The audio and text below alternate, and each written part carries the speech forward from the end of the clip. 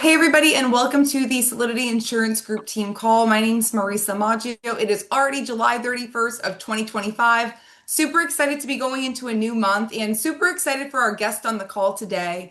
On the call today, we have somebody we have never had on the call before, which I think is great.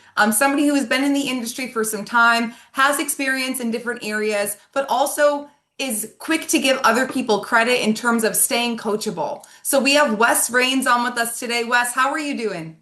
Hey, Marissa, thank you for having me on here. I'm doing great. It's really an honor to be here, so thank you. Thank you for taking the time out of your day to be on because we all know that you don't have to do this for the team. So thank you so much for being on with us. And Wes, for those people that maybe don't know much about you or haven't had the chance to hear from you, tell us a little bit about yourself, kind of what got you into the insurance industry and, why you chose to work with Family First Life. All right. So I've been in the business about 15 years. I first came into it when I was in my 20s, early 20s, and a couple guys that had been very experienced in business before me, they went into insurance, so I realized it was a really great move. They were like the residual income. So when I was 25, I came in. I was a captive agent with Cigna Supplemental. And so I could only write with that one company. And what we did, we marketed cancer insurance and we didn't have leads. So we cold called. And then I ended up being a captive agent with them for 10 years. And I was their number one agent for 6 of those 10 years.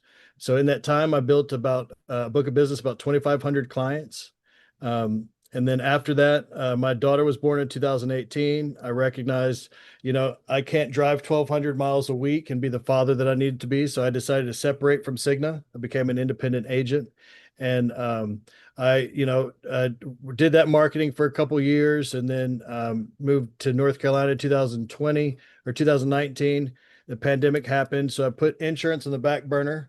I got back into it as soon as I heard about you could be selling insurance on Zoom. I said, okay, this is it. It's time. So I came on with a different IMO. I wrote 400,000 in 6 months without buying any leads. And then I unethical, didn't really get along with the values in that former IMO. And so I separated from them. In fact, the story is kind of funny. In 2020, I was, somebody reached out to me on LinkedIn. Y'all might know him, Andrew Taylor, or somebody from his office. And there was a list of these top producing agents, and it caught my attention. The number one agent was 78,000 for the week. I messaged him back. I was like, so this agent did that in a week? He said, yeah. And I was like, I didn't believe that. So I quit talking to him. And then fast forward, I was with that IMO in 2022 and I saw John Wetmore on stage. I'm like, I really like this guy. In fact, I went over to the person's house who conducted the event and I was talking to Wetmore. I really liked him, seemed to align with him. And I was like, okay, this is it. Because I'm still sitting on this book of business that I'm not really tapped into and I haven't, begun using all the leads yet. Um, so then I traveled down from my town in North Carolina to Charlotte, where Wetmore was supposed to be, and he didn't tell me until I drove all the way down there that he couldn't make show at the event. So I was kind of disheartened by that and went back, anyway. Then I saw Trey Honeycutt on stage, and I was like, okay, I'm really good at selling insurance, and he's up on stage coaching somebody in the audience on building. I was like, he's recruiting like I sell insurance. I'm like, I got to work with that guy. So I ended up, I'd say I stalk, but it wasn't stalking, but I kind of stalked him a little bit. I found him at 8% event and I tracked him down. I said, hey, Trey, hey, can I send you my resume? I really want to work with you. So I recruited myself to work with Trey. Trey is awesome. And it's just, the stars aligned because now to fast forward, been with them for about a year or just over a year yeah. And a couple weeks ago, I did 70,000 in 4 days. So it's Oh. funny because, that was looking back the number that I didn't believe when Andrew Taylor put it up. Um, and so, I hope to share something today with somebody that's, going to help you to feel like, keep going when you feel like quitting, or maybe to go that extra mile in servicing a client.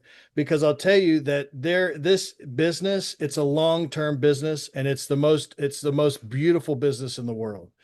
To give you guys kind of a glimpse into my life and kind of what my values are and I stand for.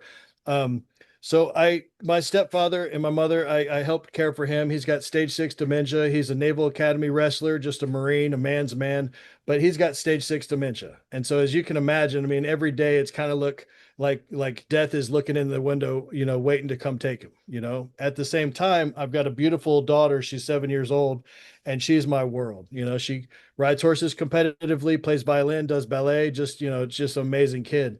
And it's my job to lead her in life and to educate her. So if you look at those two, the only reason I share those with you is because I see it as my job to figure out life hacks and to share those life hacks with everybody around me. And FFL is a life hack. Selling life insurance remotely is a life hack. Like if I could tell y'all how many hundreds of thousands of miles I drove around to get people to initial a signature, an application because I made an error or anything. But like the thing is that now we're able to do this from our home, and it's amazing. So my daughter, she rides horses at a barn. The owner's an 8-time Olympian. And I recognize Trey Honeycutt and Sean Mike, they're Olympians in insurance. I mean, we have such a phenomenal opportunity here before us. Um, so I'm going to share with you some different things that have helped me to have that $70,000 week. I've had several $100,000 months. I've had I've had a handful of $50,000 weeks. And I'll tell you, it comes from conducting myself with professional integrity. So I have deep. Wes, real quick, before Yes. you rip, because I know this is going to be really good, I just want to hit on a couple of the things that you just hit on. So, guys, biggest thing I took away from that is this is a long-term business. Wes, I think a lot of people get started in this business, and because we can make income quickly, they get excited, right? And they're like, I'm going to be a millionaire in 6 months. Like, could you be sure? But, like, are you probably going to be? No, like, right? Flat like that. And I think that you explaining to us, hey, I was captive for 10 years. Like, I played the long game, right? Like, this isn't like you just woke up yesterday and you were like, oh, I'm going to write 70 grand in the week. And I can heavily relate to you looking at that post and being like, there's no way somebody wrote 70K in a week. You know why, Wes? Because like, I did the same thing before I joined. And then coming in, I was like, oh, I know, in my brain, I was like, I know those numbers couldn't be that big. But then you come in and you see it and you're like, wow. And then you start doing the numbers and you're like, oh, crap, like they weren't lying. And I love how you said when you saw Trey up on stage, you were like, I'm good at selling. He's good at recruiting. This could be a good fit. So I love that. Perfect storm, if you ask me. Guys, long-term business. And Wes, I also love how you said life hacks. Guys, what we're sitting in this vehicle is a life hack, if you believe it is.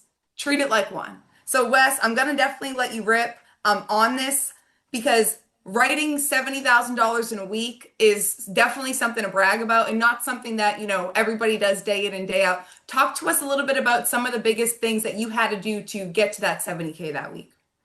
Yeah, and I'll tell you, you opened up with this, which I so align with and agree with, but so that 70,000, it's not perfect. You know what I mean? Like I'm so humble and coachable. Like, I mean, hearing Rami on the phone yesterday, coach that kid on the phone with the vet lead, I'm like, man, I took a full page of notes. You know what I mean? And then you, Marisa and Christina, like y'all have so much knowledge.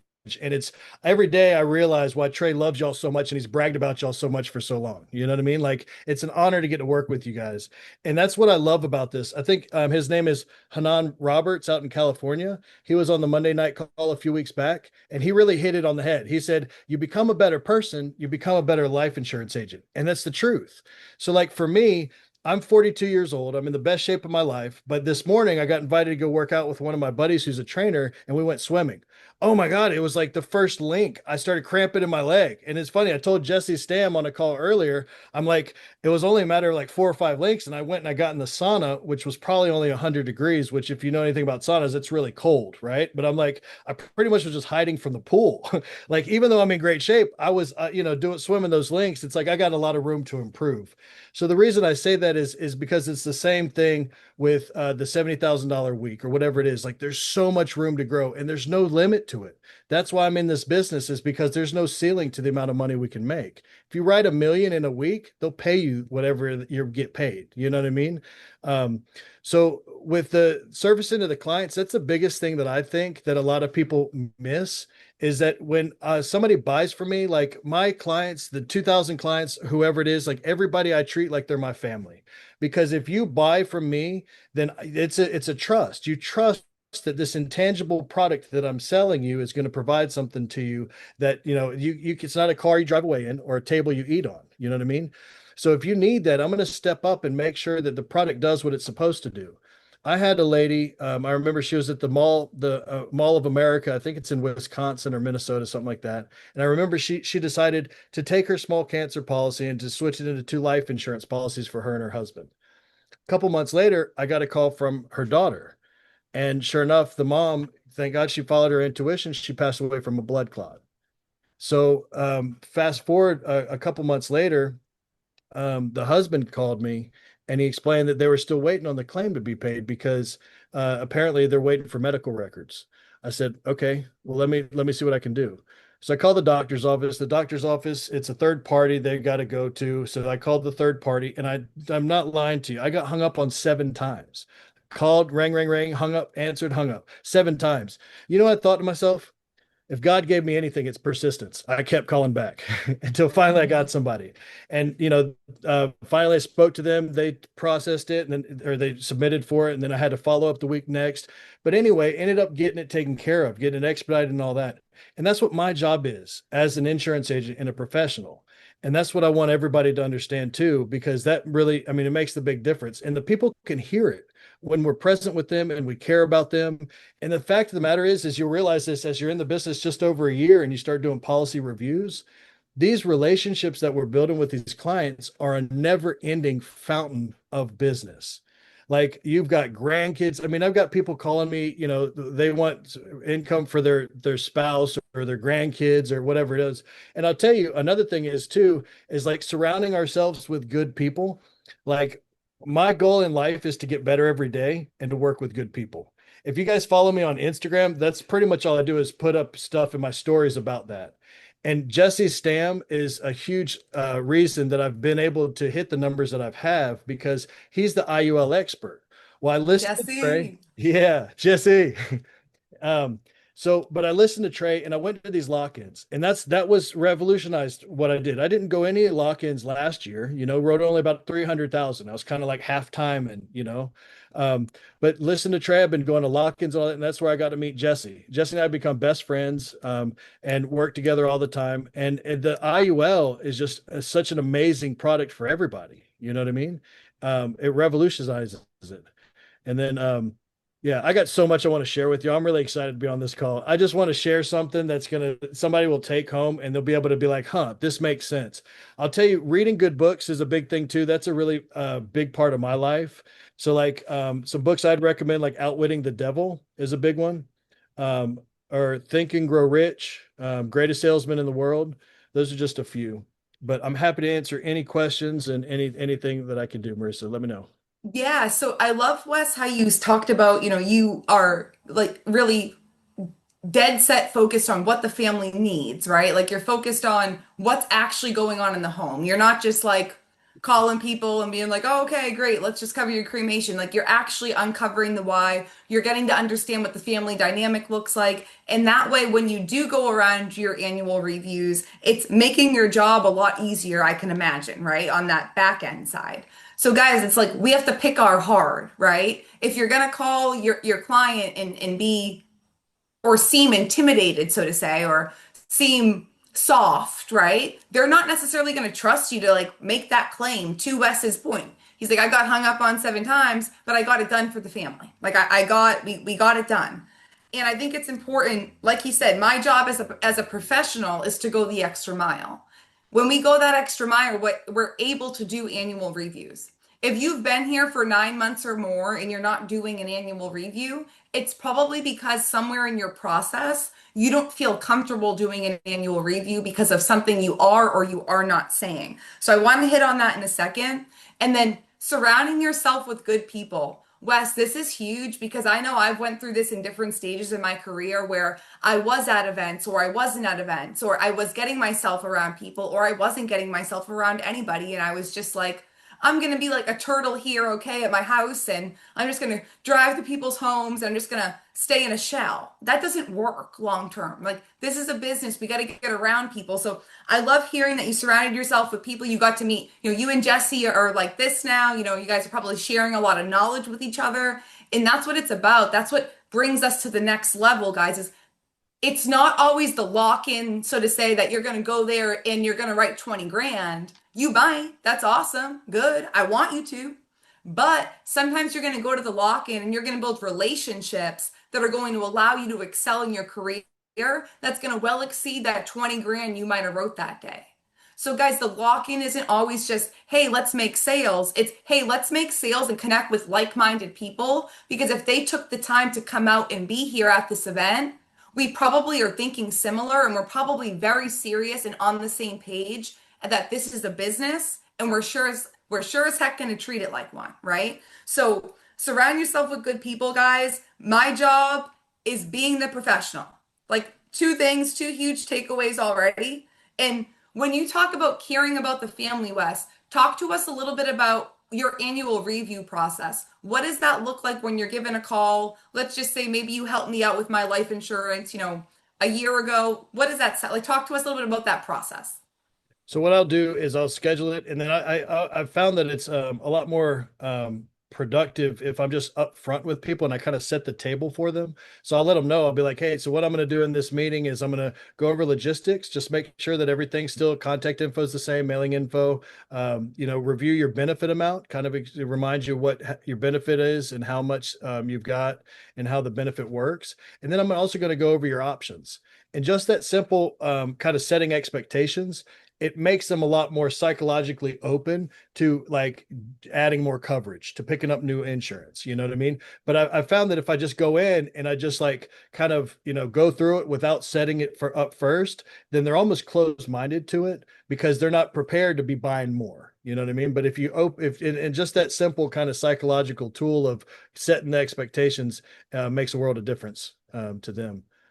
Absolutely. And Wes, when you're doing kind of that annual review, because in my opinion, it's almost like, guys, this is the appointment that we get nervous about that we don't have to because we know the client, we've talked to them, we've met them, whatever the scenario may be. They like us, they trust us, they have business with us, right? When you're in that conversation and you're saying, okay, we're going to review, your beneficiary, your address, make sure that's all up to date. We're going to go over your coverage amount, and also we're going to look at your options. Wes, what is usually folks' response when you're saying that? You're opening it up, you're setting that table. They're very agreeable. They like it, and then they appreciate my taking the time to meet with them. Um, another thing, another thing that has to do with this that I like to do also. There's this book. It's How to Sell Anything to Anybody by Joe Girard, and essentially he was like the number one car salesman. For I say 4 decades. Back in like the 70s and 80s and 90s. But he talked about just staying in front of the client. So that's what I try to do also. Like I communicate with my clients, I'll send them birthday text or whatever it is, you know what I mean? Just always trying to stay in front of them. So that way, I can schedule a time to meet with them and I'm familiar, or they send me, I send them pictures of my daughter, just kind of checking in with them, letting them know the progress of my life. You know what I mean?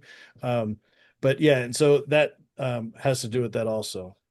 Um, Absolutely. And is it fair to say, Wes, when you do an annual review that like that, even if you don't write them another app, that that person's still more likely to stay on the books and stay with you for life? Absolutely. Yeah. No Yeah. doubt. Uh-huh. And when you are doing those reviews, at least more so recently, what are you typically adding on to folks' coverage, or does it just simply depend on the person? So it depends on the person and their health. I mean, so like a lot of people, maybe they don't qualify for an IUL. So I might look at some additional whole life. Also check in about their family, find out like, their kids. Like a lot of kids now are, have grown up since I've known them. I've been in the business for 15 years. So it's kind of exciting, you know? So yeah, the kids are older. So now coverage for them is a much more affordable than if they, waited till later in life, So yeah. Absolutely. So it just kind of really depends on the situation. But guys, get in front of your client, just like Wes said. Communicate with them. Happy birthday, happy Thanksgiving, whatever it might be. Hey, my kids are out and about. What are y'all doing this weekend? Whatever it might be. Clients appreciate that. I love when my clients send me pictures of what they're doing the weekend. I'm like, okay, I did something right because they know me, they like me, they trust me, right? And that's a good feeling. Now, Wes, is it fair to say that every single person that we talk to on the phone in terms of a lead isn't always going to be our client? Is that fair? Absolutely. Yeah. Okay, so, give us an example of someone who just isn't your client?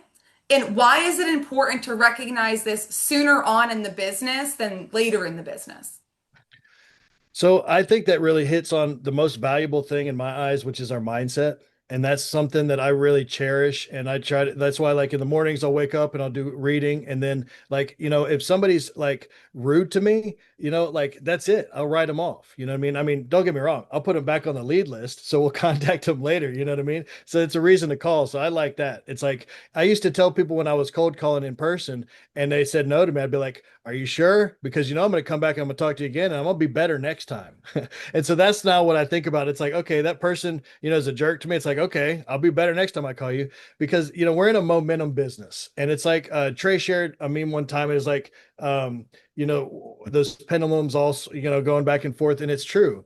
It's so funny. And I wish that I had this on camera, but that $70,000 week on the day I had 35,000, I started the day out. I called a lead. And I wish I had this on camera. I stumbled over my words. I sounded like a frippin' buffoon. I don't know if I didn't have my coffee yet or something. So I was eager to start, but I was like, "Hey, I'm calling veteran leads." I just sounded like an idiot, But by the end of the day, I had 35,000 because I just kept it going. I hung up on that one. I called the next one. Hung up on that one. Called the next one. And it's like that's what you got to do is pick up the momentum. And that's been another big change for me this year too.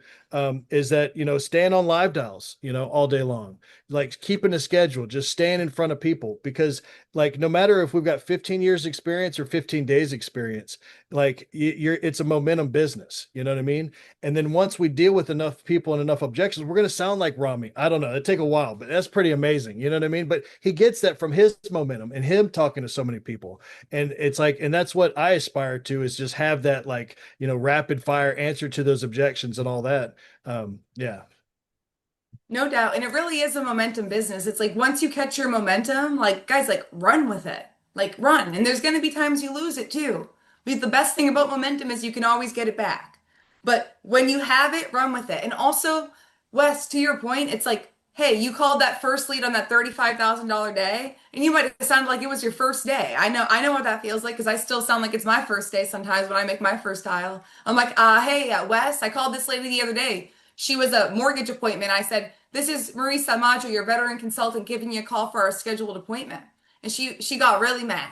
She was just not having it that day. My point is, though, is everybody makes mistakes. But guys, it's like if I sat there and dwelled and I was like, I don't believe I called Kathy and I said that I was her veteran consultant and it was about her mortgage. Like, oh my God, it's a mindset. I was like, okay, all right, Kathy's mad. I ain't gonna call her back right now. But to Wes's point, I am gonna call her later. She's actually on my schedule at 4:30 today. So my point is, guys, is don't let that one person, that one phone call, that one experience mess your whole day up. Because if not, Wes, if you did, you wouldn't have written 35 grand that day, right? And you were Right. like, I don't know what to do. And then 35 grand later, we're like, he didn't know what to do. You know what I mean? So it's a mindset. It is. It's winning the war in your mind and being able to go next, next, next, right? I think that that's a really powerful place to be mentally. Now, you talked about your schedule, Wes, briefly, and you mentioned, hey, being on live dials, being plugged in, kind of holding myself more accountable is really what I'm hearing. Talk to me a little bit about what your schedule does look like. So I want to share with y'all, and I don't know, Jesse's my tech friend, so he might have to coach me on this, but I want to share with y'all this thing. It's called a goal card. So what it does, it actually breaks the day down into segments because I've learned. So I did 500,000 when I was cold calling, and that was just cancer insurance. That's all I had. So that was a lot. That's a lot of business. And the way I did it was by breaking my goals down into bite-sizable pieces. Have any of you ever heard how to eat an elephant?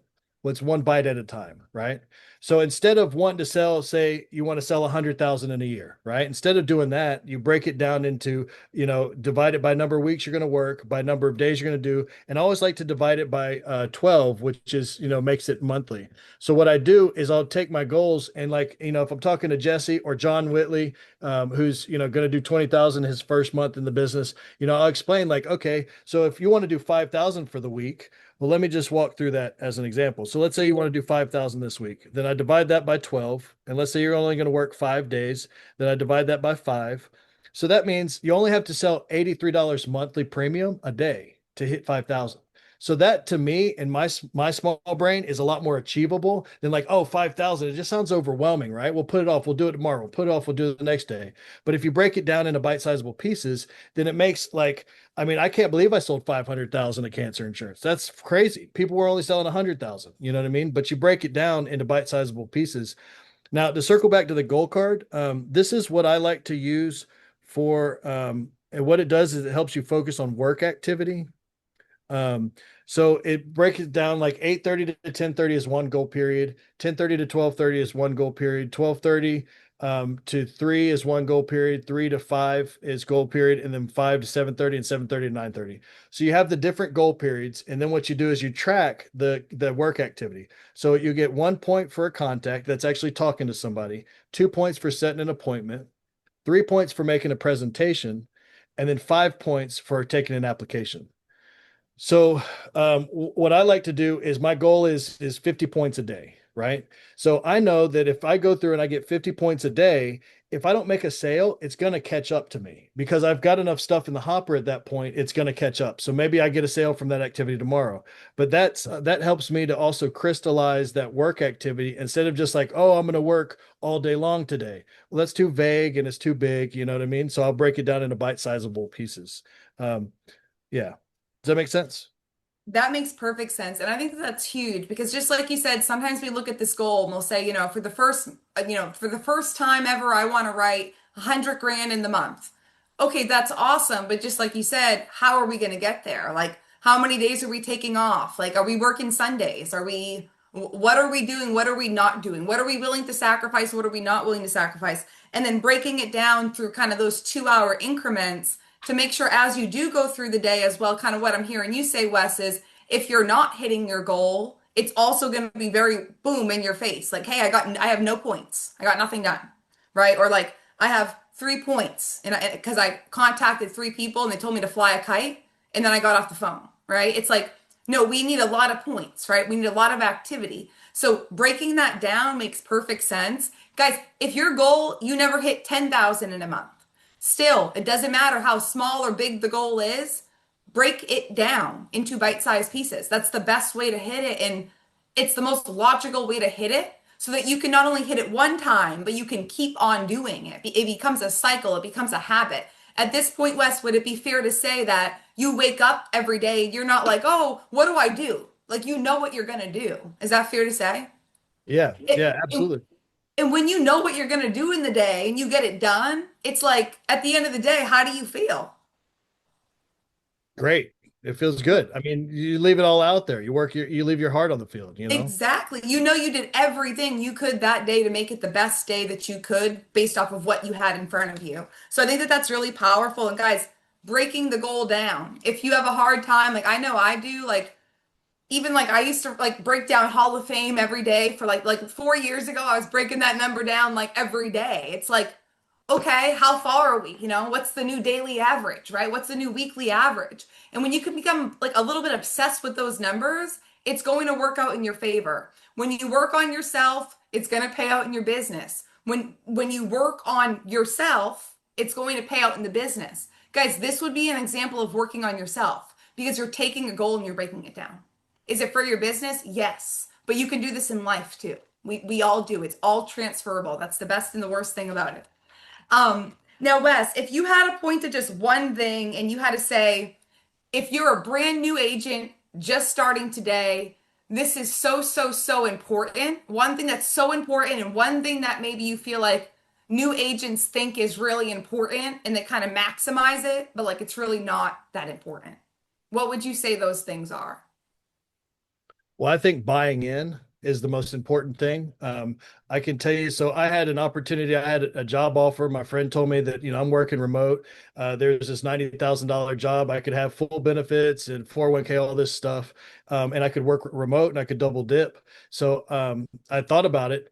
And then John Whitley, my good friend, came on to work with us, and he had turned down, this consulting position to do this. And I thought, well, man, I'm going to lead from the front. So I turned down that job because I'd have to devote any time to it, and then started doing this full time. You know what I mean? Like, because that's what I do is just buy in and do it full time. You know what I mean? Come in, and then that's why I like the goal card also, because it gets you motivated to focus on, okay, look, the goal period's ending. I'm gonna get one more contact before the period ends. You know what I mean? Like just here, it gives you the, little time frames that you can work towards it.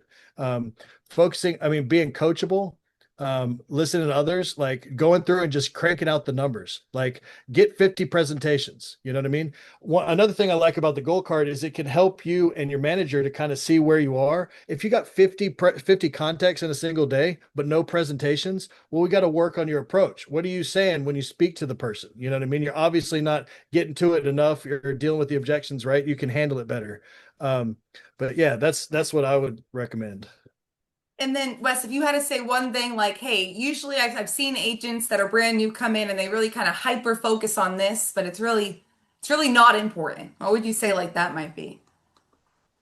Honestly, I think it's commissions. I think that they come in and they're too like they're thinking about commissions. They have commission breath when they talk to the person. But like the thing that I have seen serve people the best as agents in this is when they come in service minded and they understand that they are literally changing lives. Like I can list a number of different examples of families that I've helped with their claims, and it changed their life, and it's because I did the right thing. I provided the right benefit, and I wasn't just concerned about commissions. Because the truth of the matter is if you focus on the right stuff with the right values, all those big commissions are going to come. You know what I mean? Like that's going to come. But if you focus on those, then you're going to be at it the wrong way. You're going to be trying to, cut corners, and those never win. Those people never win. You know what I mean? Yeah. So I would Yeah. focus on work activity, like working harder than everybody else, getting more presentations than everybody else. Um, like that guy from San Diego, he had a San Diego hat on the Monday night call. I mean, he talked about it. Number of presentations he was getting every night. You know what I mean? Like that's the right mentality to have. Yeah. Absolutely. And I love how, you mentioned, hey, look, I had this offer. I have one of my good friends come in. He shut down an offer. John, you're gonna crush it, by the way, man. I can already tell. Everybody's saying all good things about you, no doubt. And you have an amazing mentor. But I would definitely agree with buying in full, like buying in. It's like if you come into this opportunity, don't get me wrong, guys, your point of view can change. But if you're coming in and you're looking at this like, is this gonna work? It's like it is live in front of your face on Zoom, like at least 12 hours a day.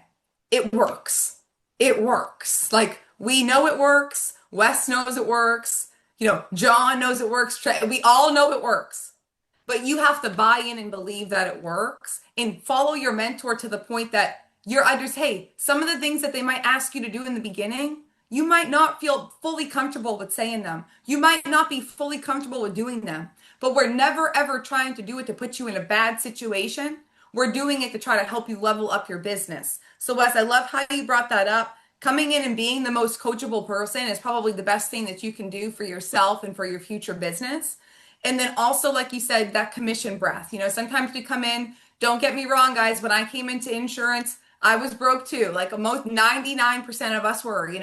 But the point is when you can have that service mindset or how can I better serve the client mindset versus what carrier is going to pay me more commissions, like just like Wes said, the commissions will come. If you focus the other way on it and you're like, well, this company is going to pay me about 5% like more and it's $2 more expensive. You know what's going to happen when you start acting that way? Your policies are going to start getting outwritten because you're not doing it with like I believe there's God and there's the insurance gods up there with God and they're all watching us, okay? So whatever you do is tracking with you, okay? Like I genuinely believe that. So do good by the client, don't come in with commission breath. If you do, I promise you, everybody can hear it from your mentor to your client to the client's son when you're on speaker and they're like, get off the phone with that salesperson. It's because you sound like commission. You sound like commission. Sound like you want to help them. Okay? Like that's what you got to do. And buying in, I just want to just focus on that. Buying into what we're looking at. And that is essentially activity, getting on the phones, exposing this opportunity to other people, and developing yourself and other people within that process. Now, Wes, just to kind of wrap up this call because it's been literally invaluable, is there anything that you would like to share being in the insurance industry now for 15 plus years, which is awesome, that you would want to share with the team before we jump off?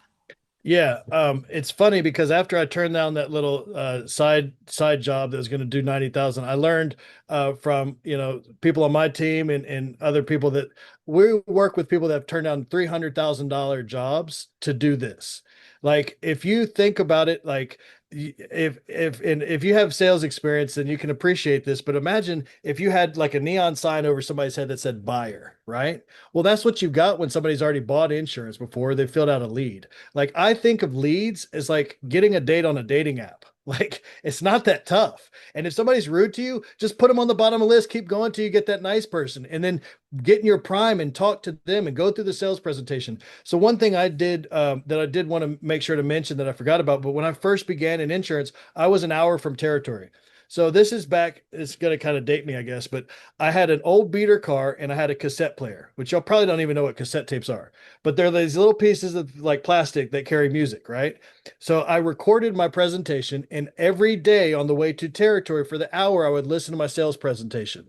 I'd go out there with my goal card. I'd work my tail off to get as many contacts as I could, as many presentations as I could. And if I didn't sell something, all that matters is I hit my point goal.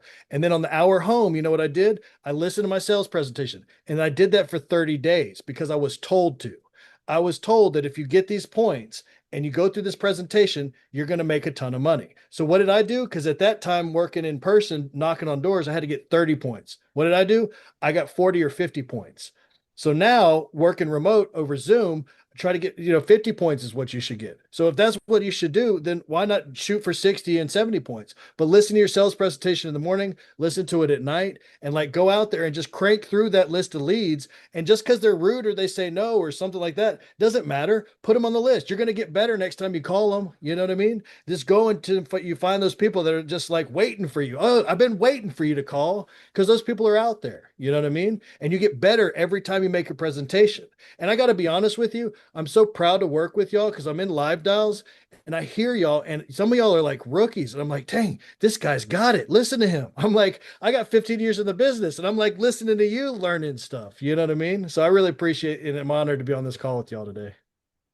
Absolutely. And I can't agree with you more, Wes. I remember being in the field and I also listened to a sales presentation there and back. And it just allowed me to essentially embed what I needed and wanted to say in every home. And it allowed me to kind of visualize what every home was going to look like. Like I would be in my car, visualizing like, okay, I'm going to pull up to John and Mary's house. They're going to let me in. I'm going to have a cup of water. We're going to talk about their mortgage. They're going to talk about their kids. They're going to love me. And at the same time, I'm listening to my sales presentation or somebody else's that's better than me that I want to implement things on, right? It's like rolling university. And that's one thing that I do feel like virtually, guys, if you're not listening to things that are going to help you in your sales process, it's going to hinder your learning curve. Like move, just like Wes was saying, if somebody's saying do 40 a week, do 50, 60, 70 a week. Be like, okay, I got 70 out that week. Okay, I'm ahead of the eight ball. Like I am ahead. You want to stay ahead. When you can stay ahead, you're like, all right, not I'm chilling, but you're like, I'm ahead. Like, and that's a good feeling. It's a good place to be. But when you know your sales presentation, it's a beautiful thing because nobody can get you off your game. So that was one thing, honestly, being in the home. It's like you didn't have a crutch. You couldn't pull out your script, right? Like you're in front of the person. So guys, I want you to just like remember that when we're like, oh, this is so hard. This is so hard. Okay, I get it. Dialing the phone all day, it can be difficult, but it's not hard. It is not hard. It's not. It could be difficult. It's not hard. So, just like you said though, Wes, every single day we're all getting better. And now just to wrap the call, Wes, what are your goals wrapping up, this year, whether that's business, personal, or both? So I got a lot of goals. And first, I really want to share something with y'all because so I don't know if any of you know Zig Ziglar, maybe the greatest sales coach of all time. So I remember listening to one of his sales coaching CDs, and he was talking about he got a speeding ticket. He went to the clerk's office to pay the ticket, and he ended up selling them all kitchenware. And I was like, man, I wish I could be that guy. You know what I mean? Well, now to fast forward, and she might even be on the call. I haven't looked through to see who's here, but she's actually onboarding. She's becoming an agent. But years and years ago, like, I mean, maybe like 16, 15 years ago, I got pulled over by a state police. Well, I saw her name badge and I started dropping names of some of my clients in the community. And she's like, please get out of the car. So I got out of the car. She's like, I was going to give you a written warning, but I'm not now. So here, I'm actually interested in buying insurance from you. Here's my number. Call and set an appointment. I'm like, okay. So then a week or two later, I set an appointment with her. And she buys the cancer insurance, she buys the heart insurance, and I'm like, I noticed she hasn't said no. So I keep going out in my little dinker car, pulling like out, outlines of coverage, which is an overview. Anyway, kept selling her stuff, ended up making about $4,000. So I never sold Clerks of Court any insurance, but I did make that sale. So I feel like it's kind of equivalent. Um, Yeah, I do have that very that that big equated. goals. Yeah, yeah, yeah. I do have very big goals, and my goal is to, I'd like to have $20,000 days and do that consistently. Like to have $100,000 weeks. I'd like to do that at least a few times. Um, and that's why the $70,000 week felt really good, but I know it's still a little short. The great news is though, is that all of us can do this. Like you guys have heard me talk on here and you've heard me make presentations. Like I'm nothing special. I've just done it a lot. You know what I mean? And that's all it is. It's a rep business. How many reps do you get in? That's how good you are. Um, yeah, and I'd like to do 1 million in 6 months. So A that's million in my six goals. months. Yeah, that's some of my goals. Love that. Yeah. So you're definitely going to hit Hall of Fame this year. Yes. Yeah. No doubt. Well, I'm super excited for you. I would definitely say, that state cop that pulled you over and was like, "Hey, I need some insurance." I would say that's definitely a win in my book, and that's just a funny field story, so to say. So I love it. And also looking at it from a perspective of I want to be able to do this in a week, in a month, and kind of normalize again. I think that that's a beautiful thing, Wes, because when we can normalize a $20,000 week, which, like you said, we're all capable, we can all do it. It's up to us if we want to do it. And this is a repetition business, right? It's like, how many reps can you get in, guys? It's up to you. So, Wes, this call was awesome. I genuinely appreciate you taking the time to get on. As I mentioned in the beginning, we all know you didn't have to. So, thank you. Thank you for being on the Dial team and thank you for just contributing in there as well. We learn from you each and every day. So, thanks so much for your time. I appreciate you. Awesome. Thank you so much for having me, Marisa.